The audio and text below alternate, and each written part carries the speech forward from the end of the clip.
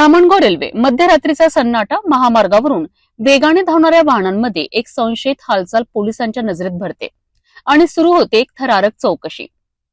देवगाव महामार्ग पोलीस केंद्राचे पथक नियमित गस्त घालत असताना IRB टोल नाक्याजवळ एक तरुण संशयास्पद हालचाली करताना आढळून आला।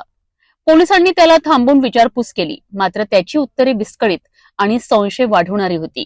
यानंतर पोलिसांनी त्याच्या बॅग आणि वाहनाची झडती घेतली आणि जे समोर आलं त्याने पोलिसांनाही धक्का बसला।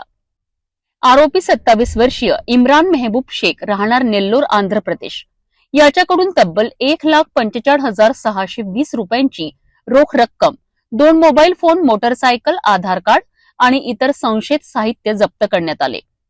एकूण मुद्देमालाची किंमत 2,26,456 रुपये। महामार्ग पोलिसांनी तत्काळ आरोपीला ताब्यात घेतलं असून या पैशांचा आणि साहित्याचा नेमका संबंध कोणत्या गुन्ह्याशी आहे याचा आता सखोल तपास सुरू आहे। महामार्गावर वाढत्या गुन्हेगारी हालचालींना आळा घालण्याकरिता पोलिसांकडून विशेष गस्त मोहीम राबवली जात आहे। ही धडक कारवाई प्रभारी अधिकारी जमनादास सोनटक्के यांच्या मार्गदर्शनाखाली करण्यात आली।